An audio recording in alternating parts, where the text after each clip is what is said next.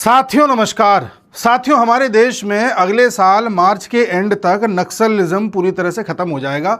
इसके पीछे home ministry लगी हुई है और मैंने पिछले वीडियो में बताया भी था नक्सलिज्म है क्या और किस तरह से इसमें लगभग 90% तक कटौती कर दी गई है।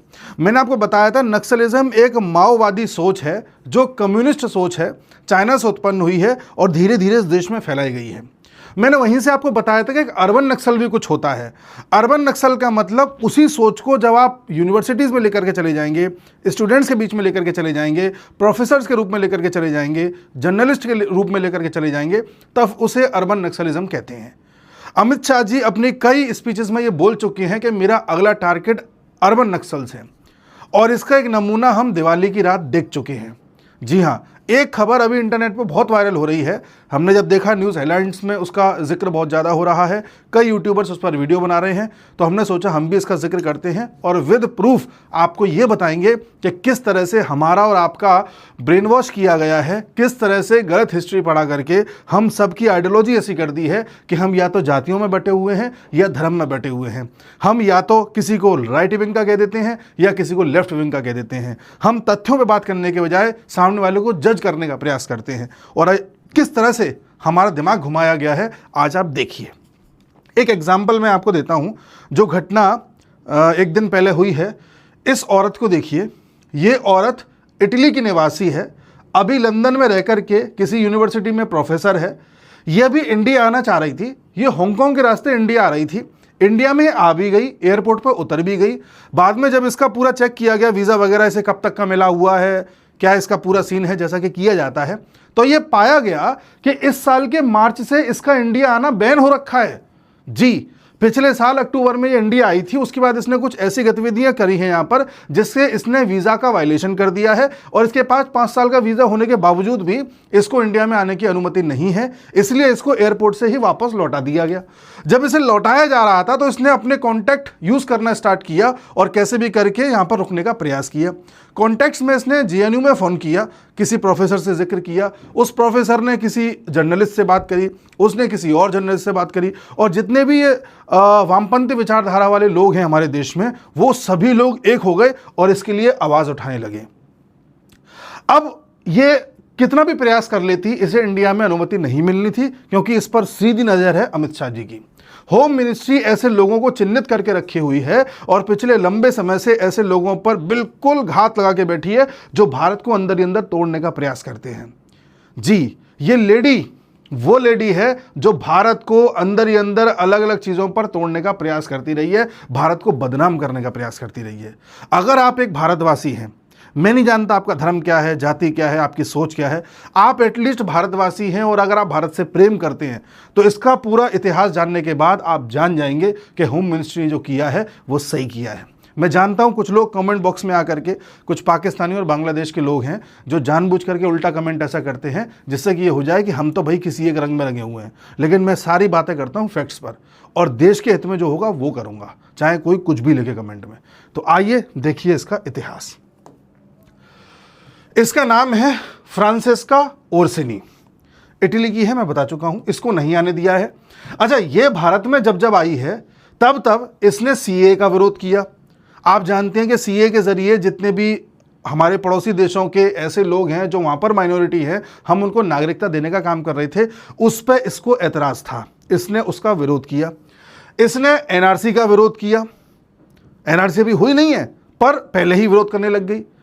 इसके बारे में ये बताया जाता है कि ये लेडी, आप कहेंगे अच्छा विरोध क्यों कर रही है, इसके पास कोई अधिकार है क्या विरोध करने का? ऐसा नहीं है।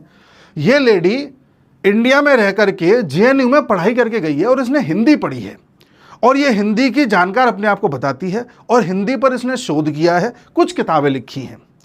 तो हिंदी की जानकार बनती है, प्रोफेसर बनती है।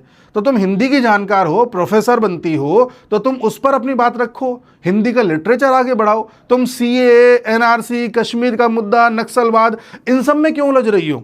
तुम्हें भारत की इतनी चिंता क्यों है? तुम क्या भारत का ठेका दे रखा है? लेकिन नहीं, मैंने आपसे कहा था ये अर्बन नक्सलिज्म की जो सोच है वो ऐसे ही लोगों के जरिए आगे बढ़ाई जाती है ताकि ये पढ़े लिखे लगते हैं देखने में, ऐसा लगता है बड़ी बड़ी यूनिवर्सिटी से पढ़े हैं तो पागल थोड़ी होंगे। लेकिन जब पढ़ाई लिखाई ही उन वामपंथियों ने तैयार करी है जैसे वो करना चाहते हैं, तो फिर आप भी तो वैसे ही बनोगे जैसे वामपंथी है। अगर मैं आपसे पूछूं कि मिडिवल हिस्ट्री के या इतिहास के 5 राजाओं के नाम बता दो, तो आप 5 राजाओं के नाम ऐसे बताओगे जो मुगल काल के होंगे। अकबर, शाहजहां, ये वो 5 ऐसे राजाओं के नाम नहीं बता पाओगे जो भारत के थे, भारत की संस्कृति के थे और दक्षिण भारत के थे। मैं आपसे पूछूं भारत का सबसे अच्छा आर्किटेक्चर कौन सा, आप तुरंत ताजमहल बोल दोगे, लेकिन आप जानते ही नहीं हो कि साउथ इंडिया में ऐसा ऐसा आर्किटेक्चर है कि उस पर आज भी शोध चल रहा है और बड़ी बड़ी एजेंसी शोध कर रही हैं कि आखिर ये बना कैसे। एलोरा की केव्स देखिए, न जाने ऐसे कितने हमारे यहाँ मंदिर हैं जो एक ही चट्टान को काट करके कार्व करके बना दिए गए हैं। हम और आप जानते भी नहीं हैं, लेकिन हम उतना ही जानते हैं जितना हमें जानबूझ करके पढ़ाया गया है। जो किताबें हमको पढ़ाई गई हैं वो ऐसे लोगों ने लिखी हैं जिनको एजेंडा चलाना था, और आप ऐसे लोगों की बातों में आ जाते हैं क्योंकि दिखने में बड़े पढ़े लिखे से बड़े सोफिस्टिकेटेड लगते हैं। तो वो बात है। आइए, तो मैंने आपको बता दिया ये लेडी क्या है। अब ये लेडी को जब नहीं आने दिया गया और इसने अपने नेटवर्क फैलाए तो इसके पीछे आकर के पूरा एक जमावड़ा खड़ा हो गया जिसमें रवीश कुमार किस तरह से फड़फड़ आ रहा है। आप देखिए, शर्मनाक है। जिस विद्वान को, ये विद्वान है, कितनी बड़ी विद्वान है भी बताऊंगा, जिस विद्वान को आदर से बुलाया जाना चाहिए था उन्हें अगर रोका गया है तो यह वाकई शर्मनाक है। फ्रेंचेस्का के शोध से हिंदी भाषा और हिंदी को लेकर सोचने समझने की ज्ञान परंपरा समृद्ध हुई है। ओहो, उनके जैसा शायद ही कोई हिंदी सेवी होगा। मतलब आज हमें हिंदी सीखने के लिए इटली का सहारा लेना पड़ेगा। उनके जैसा हिंदी सेवी इस देश में कोई है ही नहीं। प्रेमचंद्र जी थे ही नहीं, महादेवी वर्मा थी नहीं, हरिवंश राय बच्चन जी थे ही नहीं। ऐसे न जाने कितने विद्वान इस देश में रहे, लेकिन सब बेकार हैं। यही सिखाएगी सब कुछ। रवीश कुमार को आग लग गई। अच्छा, रवीश कुमार ने भी किसका जवाब देते हुए लिखा है? सिद्धार्थ वरदराजन। सिद्धार्थ वरदराजन को भी दिक्कत हुई है, और ये सिद्धार्थ वरदराजन वही है जो द वायर का एडिटर इन चीफ है। द वायर आप सुनते हैं। मैंने पिछले नक्सलवाद वाले वीडियो में बताया था कि कैसे इसकी जो पत्नी है उस पर आरोप लगा था 2016 में कि उसने नक्सलियों के साथ मिलकर के एक ट्राइबल व्यक्ति की हत्या करवाई थी। बाद में वो आरोपों से बरी हो गई। पर ऐसी चीज़ों में लिप्त हैं ये लोग, तो सोचिए कहाँ तक जा रहे हैं। सिद्धार्थ वरदराजन को भी दिक्कत हुई है। आगे देखिए और किसको दिक्कत हुई है। रामचंद्र गुहा को दिक्कत हुई है। रामचंद्र गुहा तो कह रहे हैं कि ये एक ग्रेट स्कॉलर है इंडियन लिटरेचर की, और इसके साथ जो कृत्य किया गया है ये गवर्नमेंट की इनसिक्योरिटी को दिखाता है। रामचंद्र गुहा हिस्टोरियन कहता है अपने आप को। कितनी किताबें इसने लिखी होंगी हिस्ट्री के नाम पे, क्या क्या हमारे दिमागों में भरा होगा जो इसके लिए संवेदनाएं जता रहा है। आप कहोगे साहब इस लेडी पर इतनी ज़्यादा नफरत क्यों झाड़ रहे हैं आप? क्या आप आरएसएस वाले हैं? आरएसएस वाले हैं नहीं है वो बात अलग है। इस लेडी पर इतनी गुस्सा हमको इसलिए आ रही है क्योंकि इस लेडी ने एक ज़माने में ये कहा था, 2002 में एक ऐसे में कहा था कि रामायण और महाभारत जैसे जो हमारे ग्रंथ हैं वो इमोरल हैं, यानी कि उसमें नैतिकता नहीं है। इस लेडी ने कहा था, इस लेडी ने, अरे कहाँ गई, इस लेडी ने कहा था कि मैं भगवान राम के खिलाफ कुछ लिखना चाह रही हूं पर मैं लिख नहीं सकती क्योंकि केंद्र में एनडीए की सरकार है। उस समय अटल जी की सरकार थी। ऐसी लेडी जो हमारी महाभारत, रामायण, रामचंद्र के बारे में कुछ कुछ बोल रही है, इनको इमोरल बता रही है, ऐसी लेडी के लिए आंसू बहा रहे हैं कौन? रवीश कुमार, रामचंद्र गुहा, सिद्धार्थ वरदराजन और न जाने कितने लोग। इनसे बड़ा कोई हिंदी सेवी रहा ही नहीं है। आप कहोगे बस इतनी सी बात है, इतनी सी नहीं है, आगे देखिए और मसाला है अपने पास। इसने किताब लिखी थी द हिंदी पब्लिक स्फेयर 1920 से 1940 ऐसे करके किताब है। इसमें ये लेडी कह रही है हिंदी तो कोई भाषा थी ही नहीं, ये तो 1920 से 40 के बीच में जो हमारे यहाँ राष्ट्रवादी आंदोलन उठा उस आंदोलन के चलते भाषा थोड़ी फैल गई, इसको जबरदस्ती फैलाया गया, बाकी ये कोई भाषा थोड़ी थी। बहुत ही सिमटे हुए दायरे की उत्तर भारत की छोटी सी भाषा थी। यानी कि इससे पहले जितना भी काव्य हिंदी में लिखा गया, जितना भी वर्क हिंदी में हुआ है, वो सब बेकार है। और देखिए, आइए, एक किताब इसने लिखी है ईस्ट ऑफ दिल्ली। इसमें इसका कहना यह है कि दिल्ली के पूर्व में, जैसे जहां पर यूपी पड़ता है, यूपी में फिर अवध वाला क्षेत्र है, फिर वो बिहार पड़ता है, फिर बंगाल पड़ता है, तो इसका कहना यह है कि ईस्ट ऑफ दिल्ली में कई सारी भाषाएं हुआ करती थी। अवधी थी, मैथिली थी, आपकी भोजपुरी थी, उर्दू थी, है ना, फारसी थी, बोले ये सब भाषाएं खत्म हो गई, इनका अस्तित्व ना के बराबर कर दिया गया और हिंदी को जानबूझ करके फैला दिया गया। मतलब आज की डेट में कोई अवधी बोली नहीं रहा, मैथिली बोली नहीं रहा, आज की डेट में कोई भोजपुरी बोली नहीं रहा, सब खत्म हो गया, सिर्फ हिंदी हिंदी बोली जा रही है। बड़ी दिक्कत है इसे, ऐसी हिंदी से भी है ये। और देखिए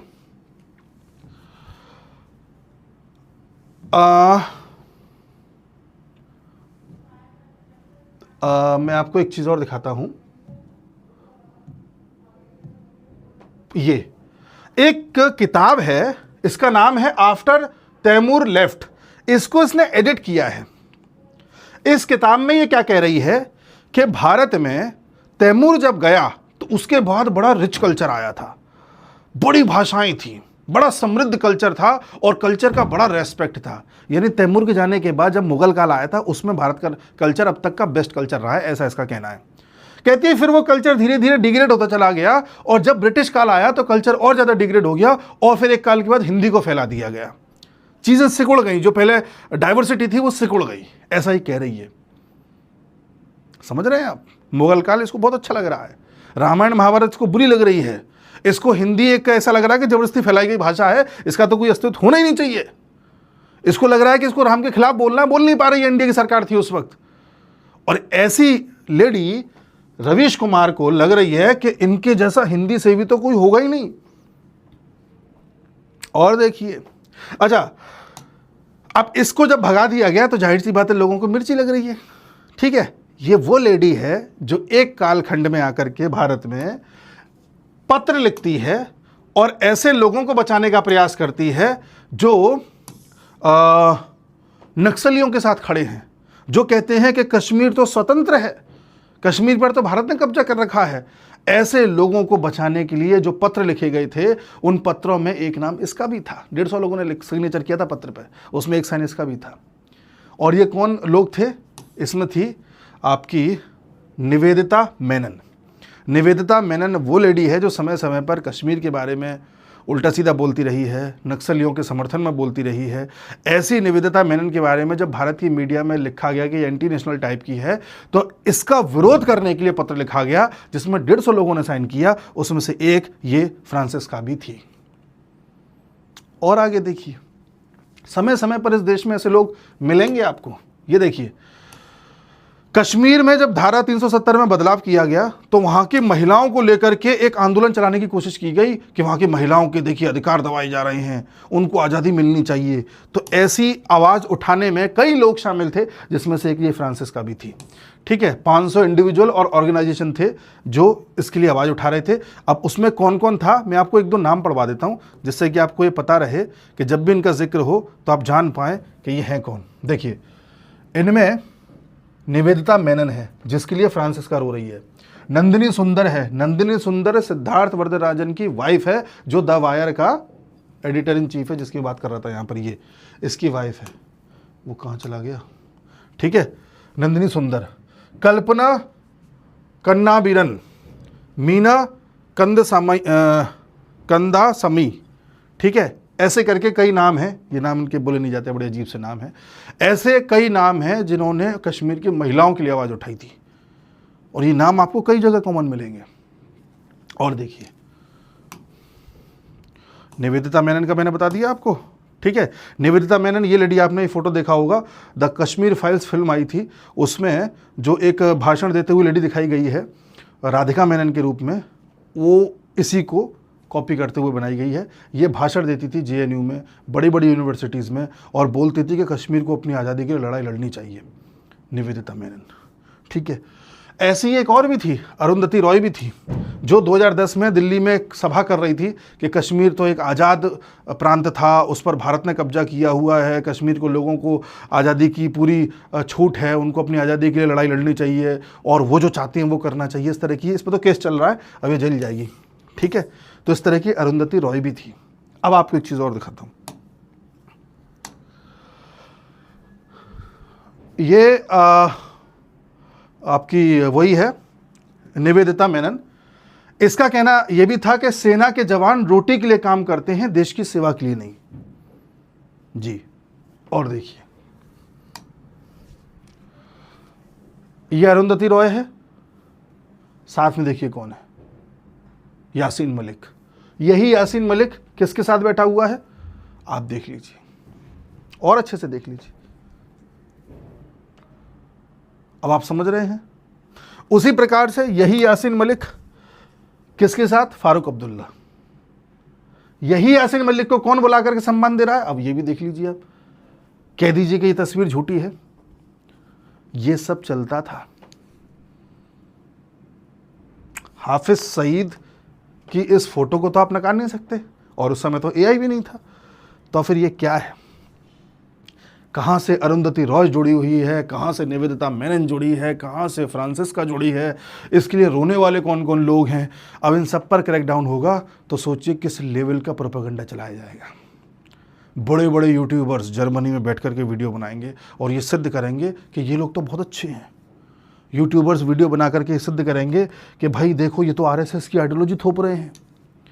बड़े बड़े यूट्यूबर्स वीडियो बना करके सिद्ध करेंगे कि भारत की सरकार तो बिल्कुल अराजक हो गई है। इस तरह का प्रयास किया जाएगा, लेकिन आप जानिए कि सच्चाई क्या है, कि ये सारे प्रूफ तो झूठे नहीं हैं। आपको ऐसे लोगों को सम्मान देना है, इनको हिंदी से भी कहना है, या आपके हिंदी से भी कोई और है, इसका फैसला आप कीजिए। क्या आपने जो अभी तक हिस्ट्री की बुक्स में पढ़ा है, पुस्तकों में पढ़ा है, वो वास्तव में आपके अंदर देश के प्रति प्रेम को जगाता है या आपके कॉन्फिडेंस को गिराता है, इसका फैसला आप करिए। आपकी पहचान मुगलकालीन स्ट्रक्चर से है या भारत के सांस्कृतिक स्ट्रक्चर से हैं, इसका फैसला आप करिए। आपके अंदर जातिवाद कब डाला गया, आपके अंदर धर्म कब थोपा गया, आपको कभी एहसास कराया गया कि आप तो बिल्कुल ही बेकार हैं, इसका फैसला आप करिए। तब आपको पता चलेगा कितने सुनियोजित तरीके से वामपंथियों ने हमारे दिमाग के साथ खेल खेला है। और अमित शाह का अगला निशाना यही है, क्योंकि ये देश को सांस्कृतिक रूप से तोड़ते हैं और इनको अब जो है अमित शाह रिमांड पे लेंगे। तो ये पूरा आज का वीडियो था। उम्मीद है मैं समझा पाया हूँगा। मिलते अगले वीडियो में, तब तक के लिए नमस्कार।